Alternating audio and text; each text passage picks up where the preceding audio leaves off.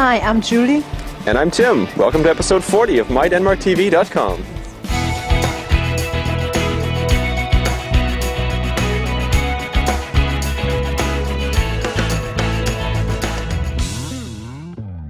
Today, we're going to learn about højskole traditions in Denmark. We're going to help you get around the city a little bit easier. We're going to introduce you to Nørrebro, one of the most vibrant areas of Copenhagen. But first... Did you know that a Danish documentary film called Burma VJ by Anders Østergaard and Lisa Landemøller is nominated for an Oscar this year? Yes, it's true, and the film is even recommended by Richard Gere, and it offers a unique insight into the traumatic days back in September 2007, where the Buddhist monks marched against the military regime. Sounds interesting. Earlier this week, I shot a short segment about cars in Denmark, which we'll see now. Cars are always a subject of intense conversation around Denmark, largely owing to an incredibly steep tax rate, which means that the cost of purchasing a car is about 3 times that of elsewhere in Europe. And yes, you heard that correctly, 3 times the cost. Now personally, I'm not much of a fan of owning a car in Denmark, and especially in Copenhagen, largely owing to the fact that most apartments don't have any private parking spaces, meaning you're limited to public spaces on the street. And it's much faster to take a bike. You can usually get to where you want to go much faster by biking than by getting into your car. If you are considering a car in Denmark, one option that you could consider, and one that many Danes aren't even aware of, is a car sharing program. A couple of options include Københavns Delebil or Hertz Delebil. There are different membership options depending on your frequency and intensity of use. If you are looking to purchase a car, a good place to start is bilbasen.dk, which has Denmark's largest selection of new and used cars, coming from dealers and private individuals. I'm standing here on Blaagardsgade, which many would say is the heart of inner Nørrebro. Nørrebro is a subject that we are going to tackle in depth in a coming episode, so today this is just a little teaser for what's coming. It's for good reason that we've chosen Blaagardsgade to begin our exploration of Nørrebro, because you really do get a snapshot of all that Nørrebro is here. By day, you're going to see a lot of families, a lot of people. By night, it's a little bit rough around the edges. You wouldn't know it sitting here right now when you've got the skating rink over here and the snow is falling. It's very calm and quiet. But as it gets later into the evening, well, you see a different side of the area. Let me show you a few of my favorite places on Blaagardsplads. In the winter, of course, you've got a beautiful skating rink here. You can rent skates by day. It's closed right now. Over to my left is what I would say is, without question, the best Thai restaurant in Copenhagen. One that relatively few Danes actually know about, called Ranni's, family-run place.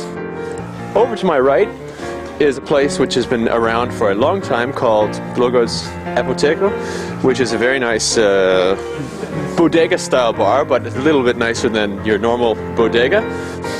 Great live music sometimes in the evening. Over further to the right, there's a couple of cafes, which by day are a great place to have something to eat, and by night, a good place to have a drink. But now, I'm going to step into a bar, get warm, have myself a beer, while you watch the next segment, which was shot last week, where we learn about højskoles in Denmark. It's absolutely freezing out here.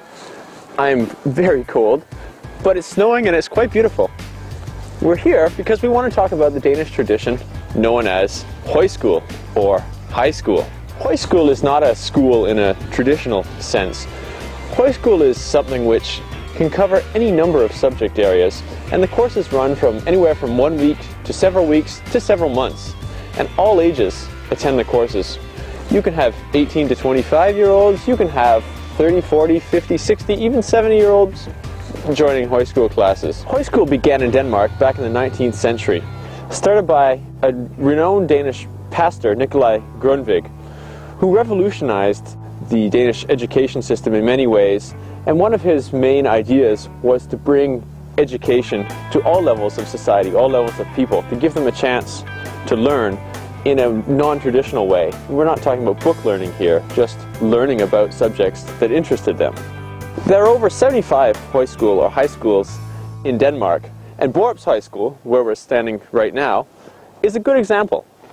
If you look at the poster here, you can see the kind of non-traditional subjects that we're talking about. Pictures, art, film, design, music, performance, culture. Basically, the emphasis is on fun, and it's not at all about traditional learning as such. There's no academic requirements to go to a high school in Denmark, and the experience can differ depending on what you're looking for. Some are simply day courses, others you can gain a full immersion experience, eating, sleeping, living with your schoolmates. Check out the link below for more information about Danish high school. Well, I hope you enjoyed Tim's part about high school, and if you have any experience about high school, please write to us and share your experiences. Now, let's talk a little bit about entertainment.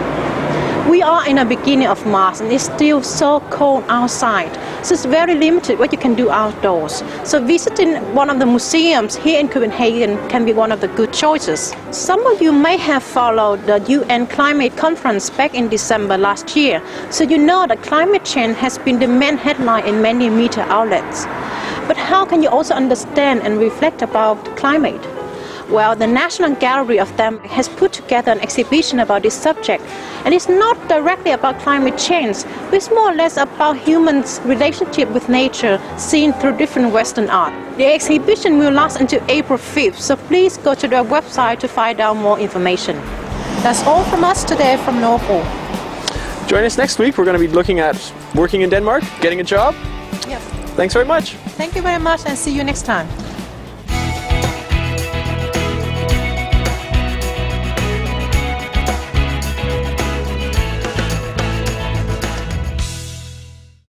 Welcome to episode 40 of MyDenmarkTV.com. That was silly.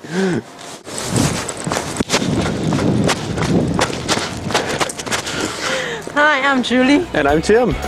Welcome to episode 40 of MyDenmarkTV.com.